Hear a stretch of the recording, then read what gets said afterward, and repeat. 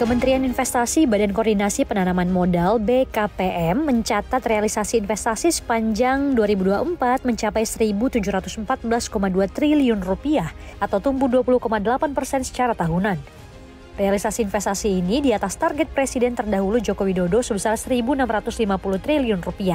Realisasi investasi juga berhasil menyerap tenaga kerja 2,45 juta orang atau tumbuh 34,7% dibanding tahun 2023. Dari capaian ini, Menteri Investasi dan Hilirisasi Kepala BKPM Rosan Roslani menyebutkan, investasi di luar Jawa mencetak pangsa hingga 52,2% dari total realisasi 2024. Dari total realisasi investasi, penyertaan modal asing atau PMA mencatat pertumbuhan lebih tinggi yakni Rp900,2 triliun. Kemudian, penyertaan modal dalam negeri atau PMDN mencapai Rp814 triliun. Rosan menambahkan posisi Singapura konsisten berada di posisi pertama investor asing terbesar dalam 10 tahun terakhir.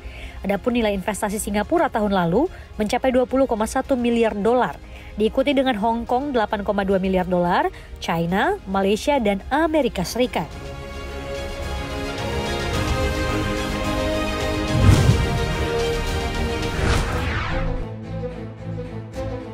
Pemerintahan Presiden Prabowo Subianto akan menyiapkan strategi jitu menekan inflasi di saat musim libur Lebaran 2025. Menko Perekonomian Erlangga Hartarto mengatakan, pemerintah akan mendorong stimulus melalui program diskon tiket pesawat, diskon tarif jalan tol, stabilitas harga pangan, penyelenggaraan Harbolnas, dan program Epic Sales 2025. Erlangga menambahkan, khusus untuk menjaga ketahanan pangan dan stabilitas harga, pemerintah mengalokasikan Rp144,6 triliun. Ini yang akan dilakukan dengan berbagai strategi yaitu diversifikasi pangan, stabilitas harga, dan peningkatan produktivitas petani. Pemerintah memutuskan untuk menjaga tingkat inflasi sesuai target yang telah dicanangkan pemerintah di level 2,5% plus minus 1%. Sasaran inflasi ini masih serupa dengan tahun lalu, meski realisasinya di level 1,57%. Untuk mencapai sasaran inflasi umum tersebut, tim pengendalian inflasi pusat menargetkan komponen inflasi harga pangan bergejolak atau volatile food di kisaran 3 hingga 5%.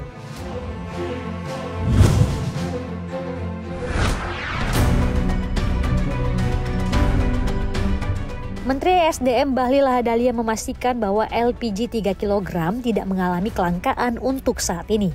Meskipun tidak mengalami kelangkaan, Bahlil tak menampik bahwa terdapat pembatasan pembelian LPG 3 kg bagi setiap rumah tangga. Hal ini dilakukan guna memastikan distribusi LPG 3 kg yang lebih tepat sasaran. Ia pun mengatakan bahwa LPG 3 kg hanya diperuntukkan bagi masyarakat yang berhak menerima subsidi, bukan untuk keperluan industri. Sebelumnya Kementerian SDM menyatakan per 1 Februari 2025, agen resmi Pertamina tidak lagi diperbolehkan menjual LPG 3 kg kepada pengecer. Kebijakan tersebut diambil sebagai bagian dari upaya penataan distribusi LPG 3 kg agar lebih tepat sasaran.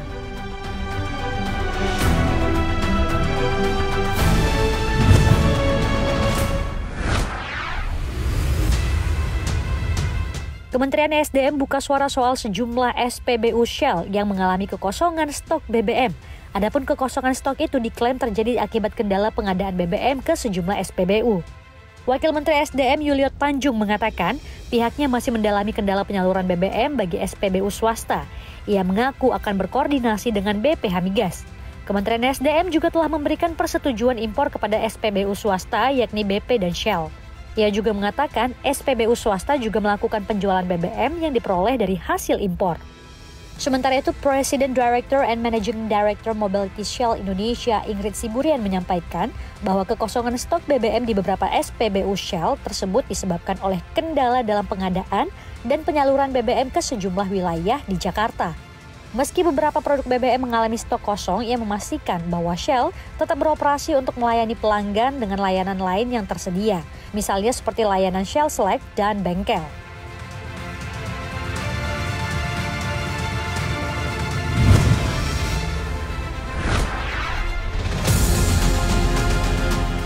Genderang perang tarif mulai ditabuh. Presiden Amerika Serikat Donald Trump menyatakan tarif perdagangan untuk Kanada dan Meksiko dikenakan per 1 Februari 2025.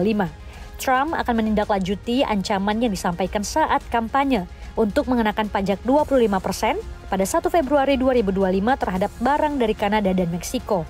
Trump mengatakan langkah pemberian tarif tersebut ditujukan untuk mengatasi pekerja migran yang tidak berdokumen dan obat fentanyl yang melintasi perbatasan Amerika Serikat secara serampangan.